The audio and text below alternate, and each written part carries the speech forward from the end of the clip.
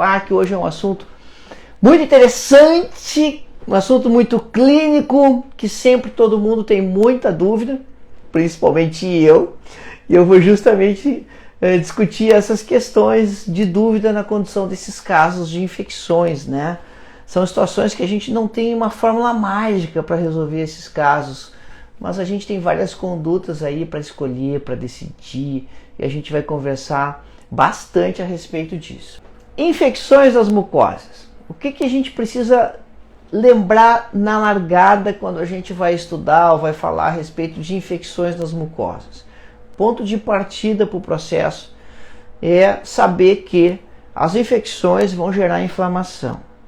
Isso é muito importante, embora pareça óbvio, a gente precisa ter a clareza no tratamento do paciente que você está resolvendo o processo infeccioso para resolver o processo inflamatório que está acontecendo por trás.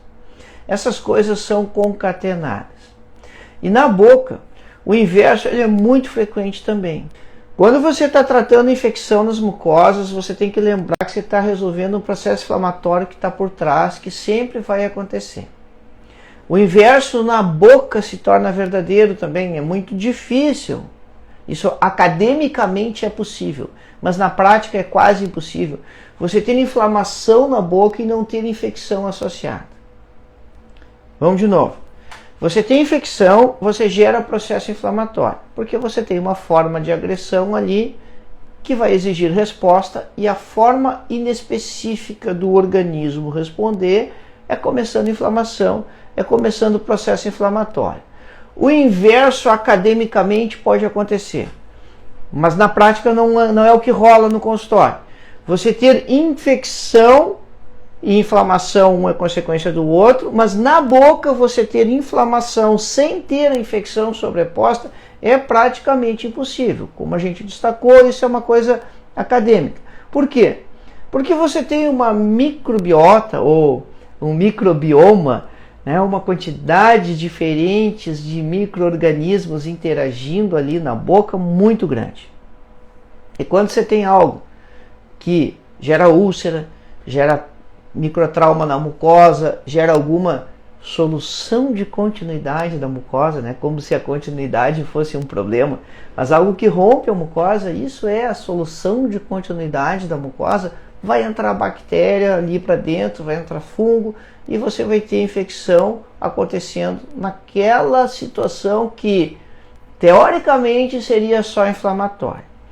Então, pessoal, assim, ó, esses dois processos eles andam juntos. E quando a gente está fazendo então o tratamento do processo infeccioso, a gente está mirando em eliminar a causa do processo inflamatório, que é o que está causando a confusão toda. Veja bem, de onde vem a maioria da sintomatologia do paciente? A maioria da sintomatologia do paciente ela vem do processo inflamatório, que está sendo induzido pelo processo infeccioso. Dito isso, vem um outro raciocínio assim, lógico da gente fazer. Porque se você está tendo processo inflamatório e você está tendo sintomatologia, é por isso que o paciente vai consultar. Normalmente é por isso, essa é a queixa principal, essa é a queixa do paciente procurar o dentista, procurar o atendimento. Então iniciou aquele processo infeccioso, aquele processo induziu a inflamação. Junto com a inflamação e com a resposta inflamatória, vem a fase de mediadores químicos. Primeiro a gente passa pelaquela fase vascular lá, que já é mediada por mediadores químicos, né? Mediada por mediadores químicos. Mas depois, quando começa a chegar a população celular do processo inflamatório, né? Os personagens da história lá, as células inflamatórias, a produção de mediadores químicos ela se torna muito mais intensa. E é justamente aí que a sintomatologia também vai se tornar muito mais intensa, muito mais marcada. Quer seja a dor, quer seja aumento de volume, o edema, quer seja a vermelhidão, né, o rubor, que isso, do ponto de vista lá do que está acontecendo no tecido, é resultado de hiperemia. E toda essa resposta gera sintomatologia e aí o paciente acaba procurando ajuda. Acontece que isso pode ser mais ou menos intenso, isso pode estar acontecendo há mais ou menos tempo. E quando nós colocamos o relógio ou o calendário, quer dizer, quando você passa a ter horas de evolução, ou você passa a ter dias de evolução, relógio ou calendário, você está definindo também a natureza do processo, se isso é agudo ou se isso é crônico.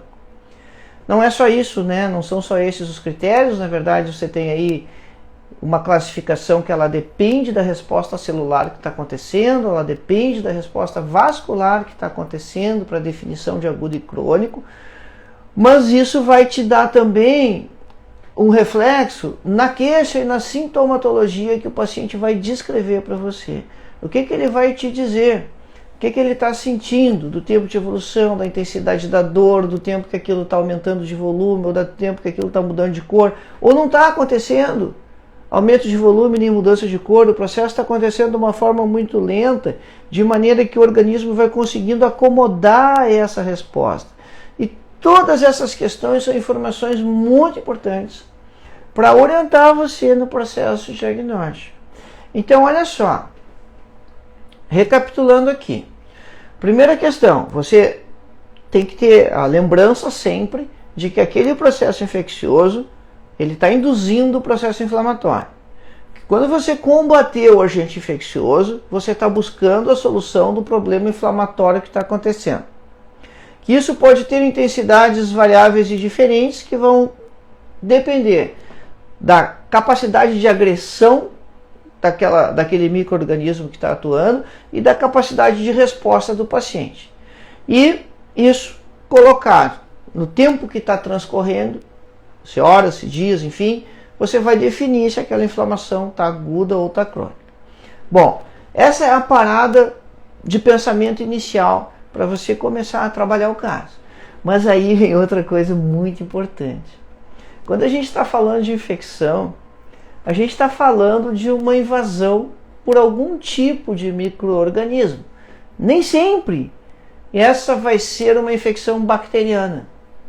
Nem sempre o problema do paciente vai ser bactérias. Nós temos, na verdade, 3 possibilidades aqui na boca, que vão acontecer com mais ou com menos frequência. Você tem sim a questão das infecções bacterianas, mas você pode ter na mucosa acontecendo infecções virais, e você também pode ter na mucosa o acontecimento de infecções fúngicas.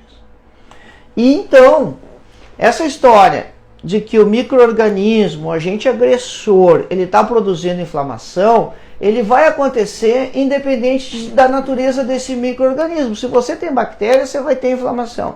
Se você tem vírus, você vai ter inflamação. Se você tem fungo, você vai ter inflamação. Vai variar um pouco a forma dessa inflamação acontecer, talvez você tenha alguma diferença na população celular ali, nas células inflamatórias, mas é muito pouco, porque você não adianta, né? O que tem é aquilo, você tem neutrófilo, linfócito, que depois pode ou não virar plasmócito, e esses são os principais, o macrófago, e esses são os principais caras envolvidos na resposta inflamatória. Então vai ser essa galera do mesmo jeito. Só que quando você tem bactérias, você costuma ter um quadro que vai variar de acordo com a patogenicidade da bactéria, ali, se isso é mais ou menos agressivo. Quando você tem um quadro viral, normalmente isso vem mais exacerbado, vem mais dor associada, vem linfadenopatia associada. Então, entra um outro lance importante aqui, o pescoço, no nosso exame, porque essas respostas por agente infecciosos, né, essas infecções na mucosa, elas costumam dar reação no pescoço, e é importante a gente incluir isso no nosso exame. E se você tem por fungo, normalmente você tem uma resposta que ela é mais acomodada, ela é mais tranquila, ela é mais crônica. Normalmente as infecções fúngicas, elas não vêm de uma forma muito intensa, muito agressiva, como vem nas infecções bacterianas, e elas não vêm de uma forma tão barulhenta quanto costuma vir nas infecções virais. Qual é a importância de tudo isso? Olha só, eu disse para vocês que você vai tratar isso no momento que você vai remover ou combater a infecção para resolver a inflamação. Mas acontece, pessoal, que a importância fundamental de você definir essa natureza é você escolher a medicação adequada que você vai usar. Porque na grande maioria das vezes o tratamento dessas infecções de mucosa você vai lançar mão de medicamentos. É com medicação que se trata. Às vezes você precisa de biópsia, às vezes você precisa drenar um abscesso, às vezes você precisa de outras manobras para conduzir o caso. Mas invariavelmente você vai usar a medicação para resolver isso. E quando você estiver fazendo o manejo da situação que ela é bacteriana, você vai usar antibióticos.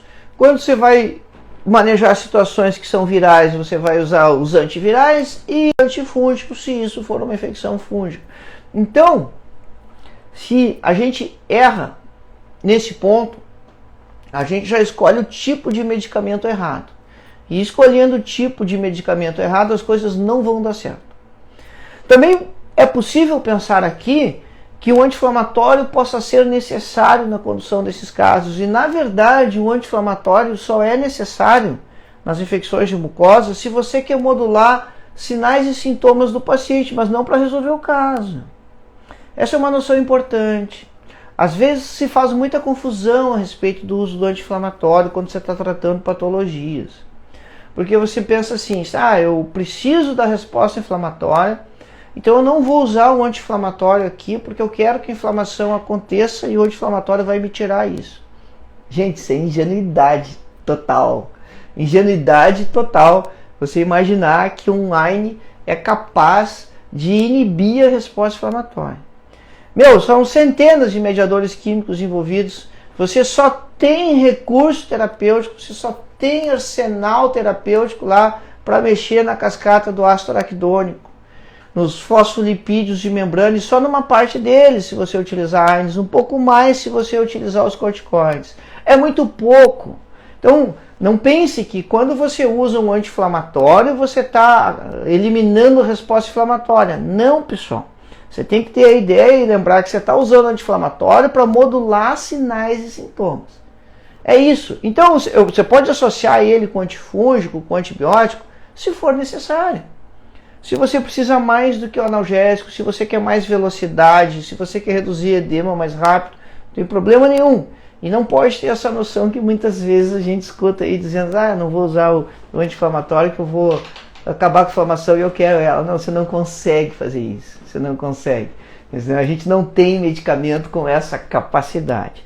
Então, se você achar que o paciente vai melhorar mais rapidamente, você pode usar o anti-inflamatório. O importante é você não usar o anti-inflamatório esperando solucionar a infecção, porque você tem um patógeno ali, que pode ser um vírus, uma bactéria, um fungo, e aí você vai escolher qual medicação você vai usar dentro dessas questões. Aí vem outro ponto importante, né? Para você escolher a medicação certa, você precisa ter um diagnóstico conclusivo, ou pelo menos um diagnóstico provisório ali, um diagnóstico presuntivo para te orientar nisso. Você faz a prescrição, você vai revisar o caso. Mas tem algumas situações que você vai precisar de exames complementares para ter o diagnóstico definitivo de forma adequada, e a gente vai discutir algumas situações. Porque se você não tiver os exames complementares, você pode escolher o antibiótico errado, você pode escolher o antifúngico que não é o melhor, enfim. Tem várias situações clínicas que você precisa ser um pouco mais específico, sim, na definição disso aí. E você sendo mais específico, você também vai conseguir a cura do paciente mais rapidamente. Quer um exemplo disso? Se você vai ter micoses profundas, paracoccidioidomicose, por exemplo. Esse diagnóstico conclusivo ele é obtido através de biópsia e exame histopatológico. Então, antes de escolher a medicação, está indicado fazer a biópsia e exame histopatológico. Se você suspeita, por exemplo, que a infecção da mucosa do seu paciente é sífilis secundária, você precisa de sorologia para sífilis.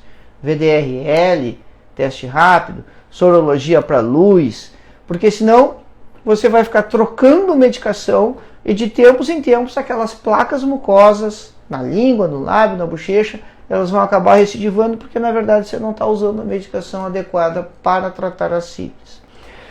Outro exemplo de exame complementar que pode ser necessário é o hemograma. Você está enfrentando uma infecção aguda que está de difícil manejo, você precisa ver como está a resposta dos neutrófilos, que são as células da infecção aguda, da inflamação aguda, porque é a primeira célula de combate.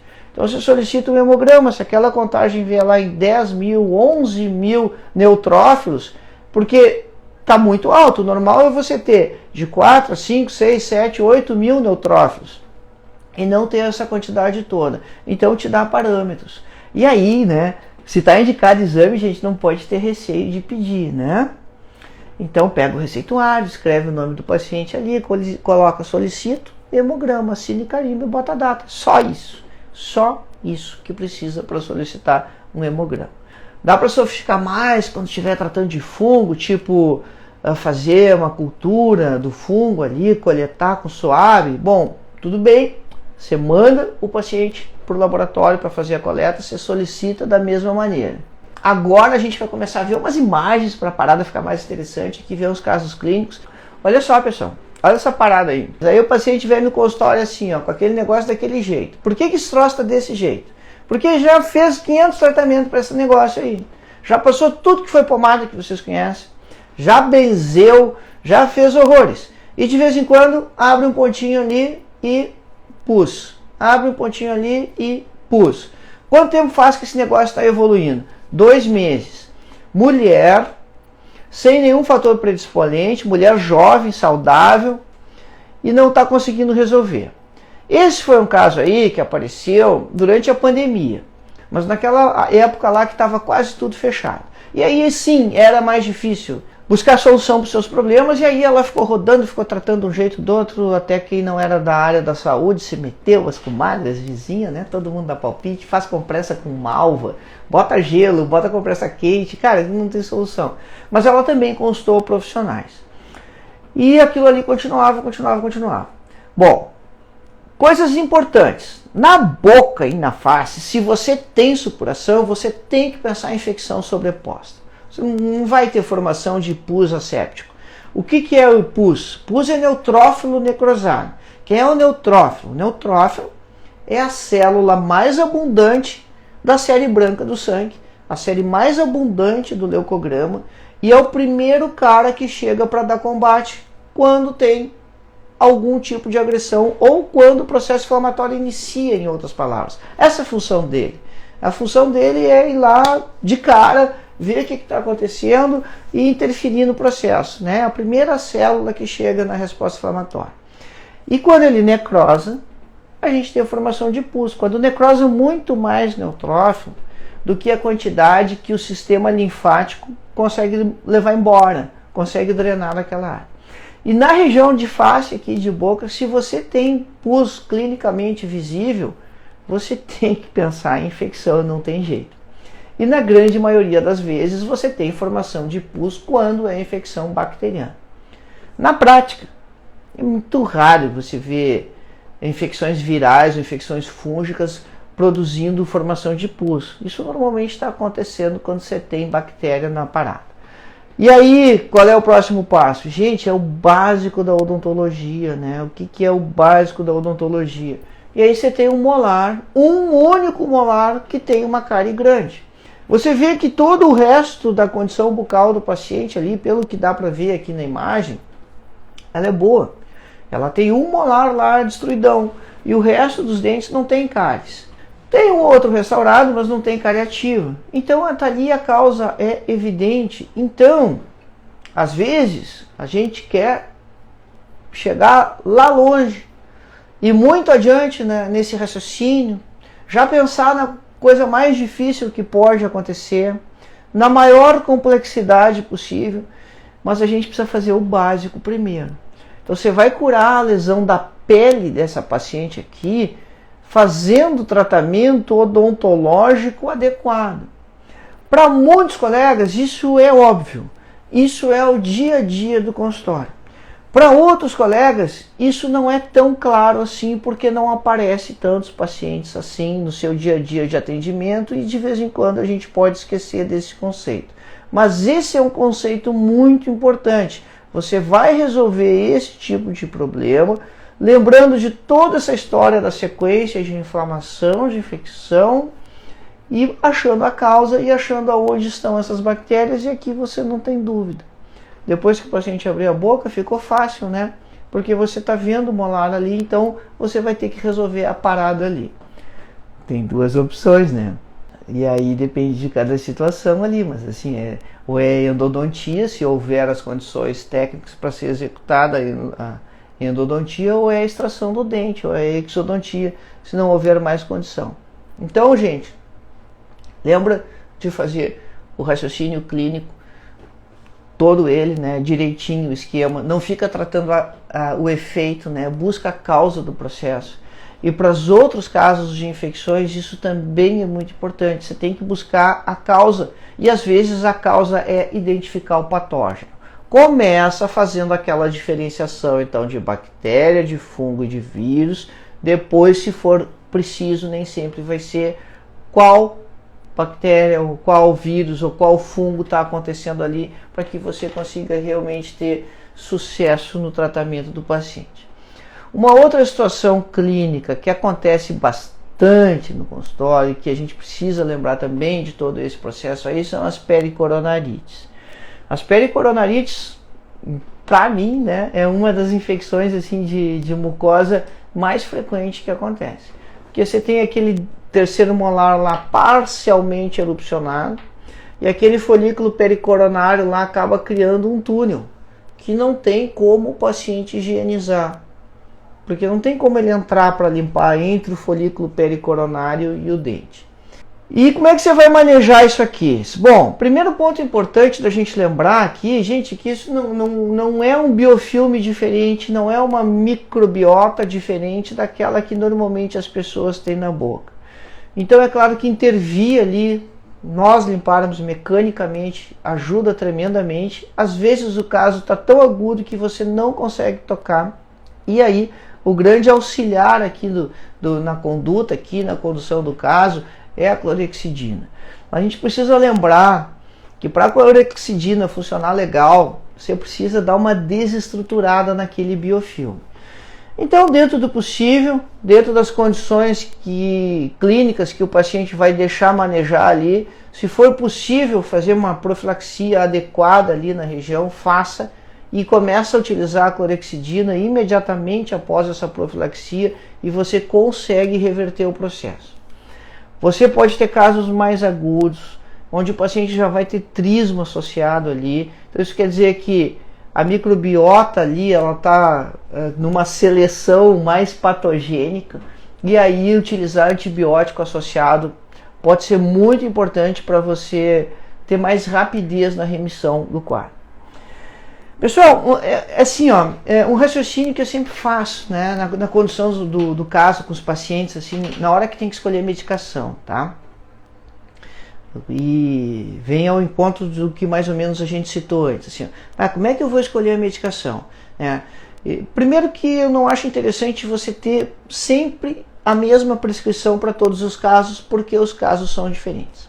Então você pode ter casos de pericoronarite ali, que você vai manejar só com clorexidina, sim, é perfeito. Você pode ter casos de pericoronarite que você vai manejar com clorexidina mais um antibiótico, também. E você vai ter casos que você vai associar ainda um anti-inflamatório, também. Por que eu penso dessa maneira e qual é a base de fundamento? Claro, tem um artigo, tem toda a evidência científica, mas é importante, quando você está fazendo prescrição de pós-operatório para o paciente, ou quando você está fazendo tratamento clínico medicamentoso dessas lesões, dessas infecções, a gente precisa ter a noção que as pessoas precisam retornar para suas atividades. E talvez, vai uma dica aqui de quem está quase 30 anos no mocho atendendo, talvez esse seja o critério mais importante para o paciente avaliar a qualidade do teu trabalho.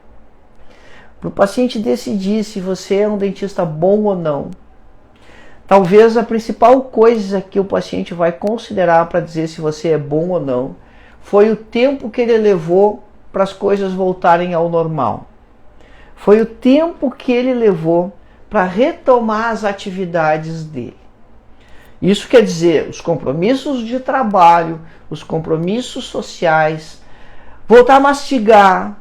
E voltar a mastigar é muito importante, as pessoas precisam muito voltar a mastigar. Tem estudos que mostram assim, a a percepção da qualidade de vida do paciente que teve câncer de boca e foi tratado, fez químio, fez radioterapia. E sempre aparece nesses trabalhos que avaliam a qualidade de vida do paciente que foi submetido aos tratamentos do câncer de boca, né? E a radioterapia, ela é sempre muito agressiva, e sempre a principal coisa que aparece na percepção da qualidade de vida é a alimentação. Quando a pessoa consegue retomar a alimentação, ela percebe que está tudo bem.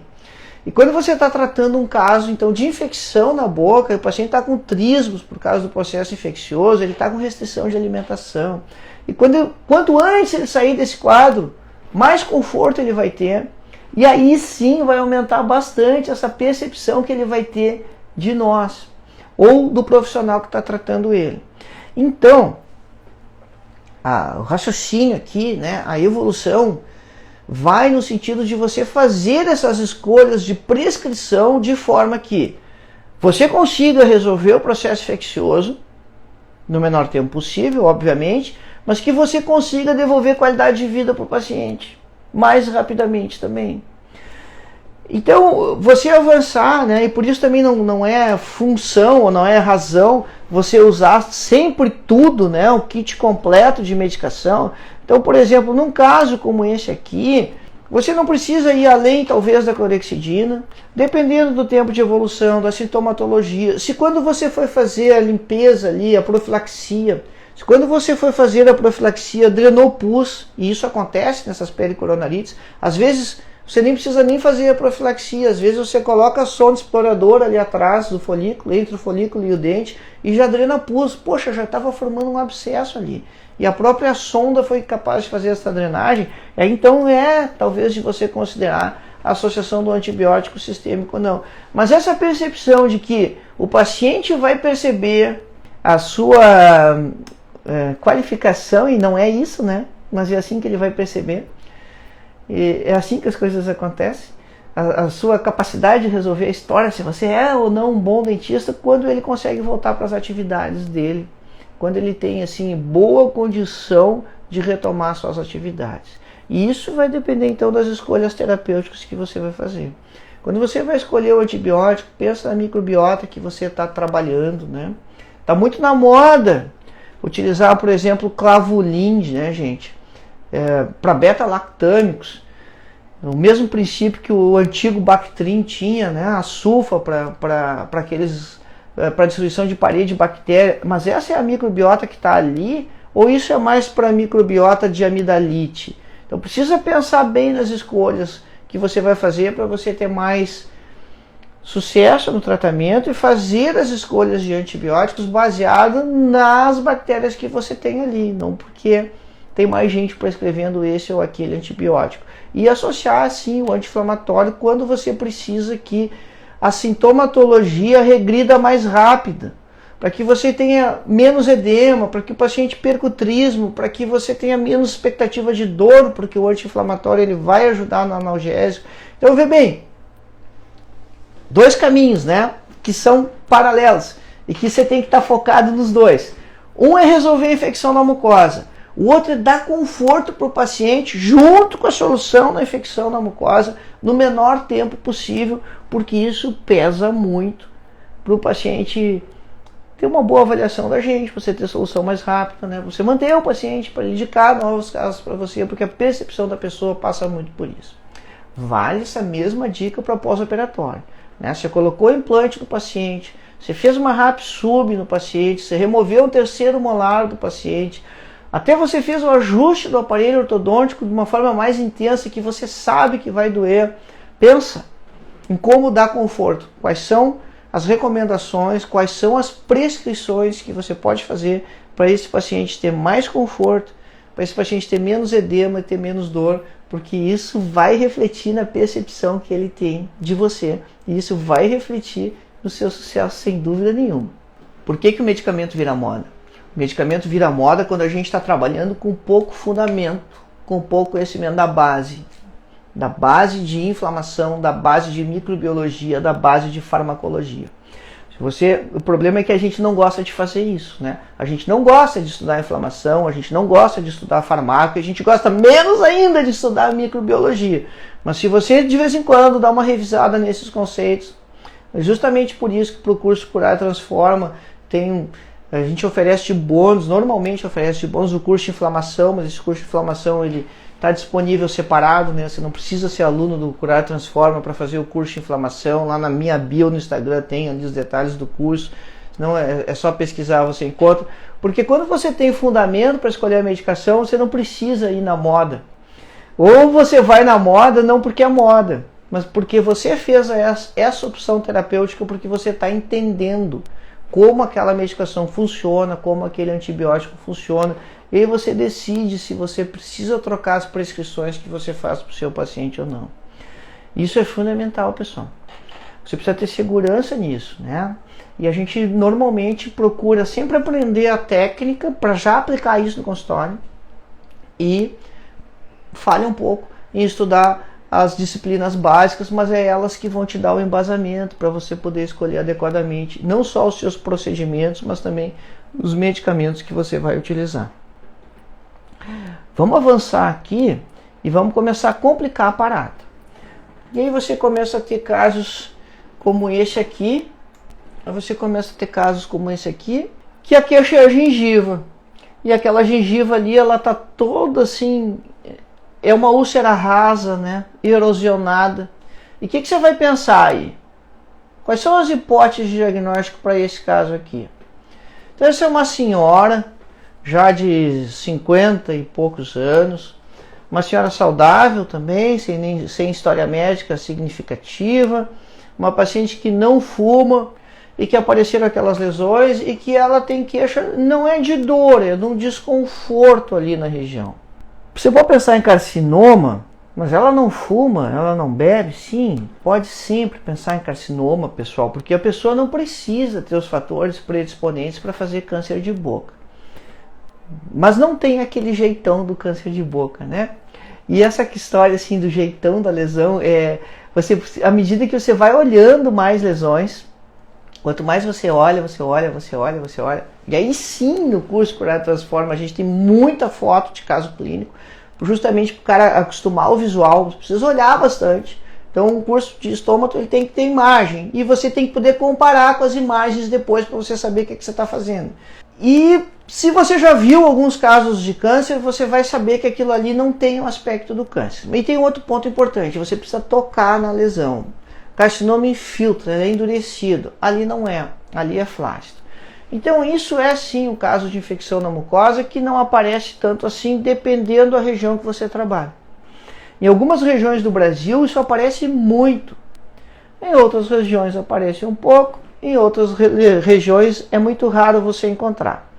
Para mim, isso aparece mais ou menos um caso por ano. Mas tem gente aqui que trabalha perto de mim que vê um caso a cada 2, 3 meses. Então isso é paracoccidioidomicose. É uma infecção pulmonar, mas que o fungo, então é um fungo, esse fungo implanta na mucosa e faz essas lesões ali que elas são descritas assim como de aspecto moriforme, porque lembra uma amora, casca da amora. Você sabe que o patologista ele adora uma comparação hortifruti granjeira, né? Então ele compara isso aí com casca de amora. E na verdade os patologistas são muito criativos nessas comparações hortifruti granjeiras, né? Você deve ter ouvido falar em coisa que parece couve-flor, que parece favo de mel, que parece bolha de sabão. Sempre vem umas comparações assim meio bizarras, né? E esse é um deles, então, que os caras acham isso aí com cara de amora. Bom, você pode estar pensando que é um carcinoma, mas acontece que se você está em dúvida se é carcinoma, se é paracoco, esse é um caso que você tem que fazer a biópsia. Esse é um caso que o diagnóstico ele é pelo exame histopatológico, e aí o patologista vai identificar o fungo. Você não vai ter medo de errar aqui. Não precisa ter medo de errar, porque você vai ter que fazer a biópsia e é o cara lá do laboratório que vai dizer o que é. Dicas importantes nessa história aqui. Pode ter a história do paciente estar tossindo. Essa é aquela doença que normalmente os professores contam a história do caipira, do matuto, do interior que pega o capim do chão e fica mascando o capim, porque essa é uma das formas de contágio da paracoco, mas não precisa, tá? Assim como não precisa ter aquela história pro câncer, que o cara tem que fumar e tem que beber. Não, isso aumenta tremendamente o risco, a chance do cara ser sorteado, mas não precisa para ter o carcinoma. E aqui na história da paracoco a mesma coisa, não precisa ser um morador de área rural, mas é mais prevalente em moradores de área rural, sem dúvida nenhuma. E outra dica importante aqui é que com muita frequência os pacientes têm sudorese noturna. O que é isso, né? Durante o sono ele sua demais, mas sua mesmo, sua de ter que trocar a camiseta. Tem que trocar a camisa porque ela fica ensopada de suor. Então isso te dá uma dica importante semiotécnica de você fazer essa pergunta para o paciente. Se ele tem tido, sim, calorões noturnos, se de noite ele tem... Se você perguntar se ele tem sudorese noturna, é claro que você não vai entender, né? Então você tem que adequar a sua linguagem aí. E aí ele vai dizer que, pois é, doutor, realmente a minha camisa tem ficado molhada, às vezes eu até troco a camisa durante a noite. Essa é uma dica importante. Detalhe, a infecção é pulmonar, nós vamos precisar de um médico na jogada aí. Você vai fechar o diagnóstico, mas ele precisa passar pelo pneumologista, raio-x de tórax. Se você quiser adiantar o serviço, pode pedir o raio-x de tórax, mas não é necessário, né? Depois o médico vai fazer essa investigação. E normalmente esses pacientes são tratados com muito sucesso com sulfa, que é um medicamento muito antigo e que dá um resultado excelente para o tratamento desses casos, mas precisa acompanhar a história do pulmão. Teve um momento aí, não faz tanto tempo assim, que tinha muita discussão se isso aí começava na boca, ia para o pulmão, se começava no pulmão, ia para a boca, mas isso é um conhecimento que hoje está consolidado, tá? A infecção ela é pulmonar e as lesões da boca elas são secundárias e não é na gengiva onde mais aparece, não. Onde mais aparecem essas lesões é no palato, mas claro, né, pode aparecer na gengiva também, pode aparecer situações onde ela é um pouco mais discreta, como aqui, né? Que não está tão evidente ali aquele aspecto moriforme, né? Aquele aspecto ali da paracoco, mas é um caso que você tem que estar atento, principalmente para a questão de diagnóstico diferencial. Essa é uma das razões que a gente não deve antecipar para o paciente se você suspeita que é câncer, né? O que ele tem, cara, espera, né? Espera vir o resultado do exame patológico para você ter certeza do que realmente é aquilo ali. Uma outra coisa, de confusão de literatura, né? Você quer estudar esse negócio, aí onde é que você vai achar isso aí? Cara, puxa, tem gente que bota isso em tudo que é capítulo diferente, tudo que é classificação diferente. Às vezes você acha isso aí no grupo das micoses profundas, às vezes você acha isso aí então nas infecções de mucosa, às vezes você encontra isso aí num capítulo que diz respeito ao tipo de resposta que o organismo dá, que é então inflamações crônicas granulomatosas, que é o mesmo capítulo onde você vai encontrar a sífilis, a actinomicose, a tuberculose e aí essa aí que é a paracoccidioidomicose, né? Então, inflamações crônicas granulomatosas. Vai estar num desses aí, né? Com uma situação como essa aqui, ó. São dois casos diferentes, tá? Dois pacientes diferentes com essas lesões. E normalmente o paciente vai falar assim para você: doutor, minha língua não cura. Exame não cura por quê? Já usei isso, já usei aquilo e a língua não cura, melhora. Às vezes some, doutor, acho que tá bom, às vezes some e aí volta essas feridas, volta essas aftas. Eles adoram dizer isso, né? Volta essas aftas. Não é que mude de lugar. Às vezes ela some e aparece em outro lugar. Às vezes o paciente se queixa de um desconforto e se você olhar bem, aquilo não é branco que nem na língua geográfica. Aquilo tem um aspecto mais amarelado. E aí tem uma jogada aqui que não tem como eu mostrar na foto, não fica legal, né? Se fosse um vídeo talvez. Aquilo tem um brilho nacarado. Manja madrepérola? Então é tipo aquele brilho assim da madrepérola. E pode dar no lábio. E aí, então, muda um pouco a história já, né? O diagnóstico de língua geográfica, se eu mostrasse talvez um caso que não fosse na língua, você não ficaria com essa dúvida da língua geográfica, porque não ia ser na língua. Mas, gente, essa é a placa mucosa. Manifestação secundária da sífilis, a placa mucosa. Primeiro ponto, tá? A história desse brilho, do aspecto clínico ali, pescoço, gente. pode ter linfadenopatia. Então palpa o pescoço, se você achar linfonodos aqui inflamatórios, que tem resposta discreta. A história da inoculação do cancro sifilítico, né, que é a sífilis primária, quando teve o contato com o treponema pallidum, é muito difícil ser resgatado. Às vezes passou muito tempo, porque o paciente pode fazer essas lesões de placa mucosa aí 6 meses, 1 ano depois, já vim fazendo isso há bastante tempo. E o paciente pode ter as lesões na pele também, que aí a manifestação secundária da sífilis na pele a gente chama de roséola sifilítica, né, que são manchas, não chama roséola, mas elas não são propriamente rosas, né, elas são levemente avermelhadas assim. Então você tem que suspeitar dessa parada aí. E aí o diagnóstico é por exame. E o exame é teste rápido, se você tem acesso, se não você pega o receituário lá e coloca uma palavra e 4 letrinhas, né? Solicito VDRL, que é o exame de triagem. Venereal Disease Research Laboratory. Ou você já pode ser específico e colocar ali solicito sorologia para luz. E aí, se vier positivo, o paciente é tratado com a velha bezetacil, né?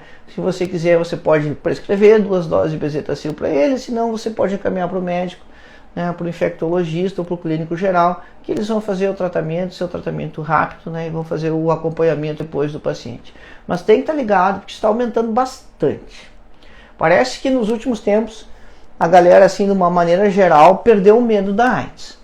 Porque os caras estão vivendo muito bem, vivem 30, 40 anos lá, com qualidade de vida, tomando o coquetel aquele que era o antigo lá de 30 anos atrás, né? Imagina quem começa a tomar o coquetel agora. Então o HIV acaba virando uma doença crônica. E aí parece que o pessoal perdeu um pouco o respeito com a história da proteção. E aí, se protegendo menos, né, não é só a questão do HIV, que pode disseminar mais, mas a sífilis a gente tem percebido um aumento significativo do número de casos. Eu quero fazer uma consideração importante da herpes, porque com frequência a galera se atrapalha nesse diagnóstico do herpes intrabucal. E aqui você tem o aspecto muito típico, assim, né, bem agressivo, bem intenso do herpes simples intrabucal. E aí, então, o caso de infecção por vírus. Então, a gente viu casos das infecções bacterianas, a gente viu casos de infecção fúngica, de micose profunda ali. A micose bucal, infecção fúngica mais comum, quer dizer, a micose mais frequente na boca, infecção fúngica igual a micose, é a candidíase. Mas então, para fechar pelo menos alguma coisa de cada grupo, aqui a gente tem o herpes intrabucal. Por que é difícil o diagnóstico do herpes intrabucal? Na verdade, pessoal, esse diagnóstico do herpes intrabucal está baseado muito na sua anamnese. Você conversar com o seu paciente direitinho, saber se ele faz as lesões de herpes recorrente no lábio, saber como é que aquilo ali começou. A base de tudo aqui é a anamnese, a conversa e o diagnóstico. Dificilmente o paciente vai perceber as vesículas dentro da boca, porque elas rompem muito fácil. O cara come um sanduíche e cefona nas vesículas. Mas caso ele tenha percebido, então, você tem que perguntar mesmo assim, né? Caso ele tenha percebido as vesículas, então aí você tem a pista que você precisava para fechar o diagnóstico ali. Mas se o cara faz herpes no lábio, ele está acostumado com a fase prodrômica, aquela coceirinha que dava, né? E aí, lá dentro da boca também vai ter a fase prodrômica. E talvez o paciente não consiga fazer essa relação, mas cabe a nós fazer essa relação. E outra parada, né, gente? Quando é viral, isso é agudo, isso é intenso, dói. Essas úlceras do herpes dentro da boca doem bastante. E é justamente isso que motiva o paciente a vir na consulta, procurar atendimento. Porque ele está com dor.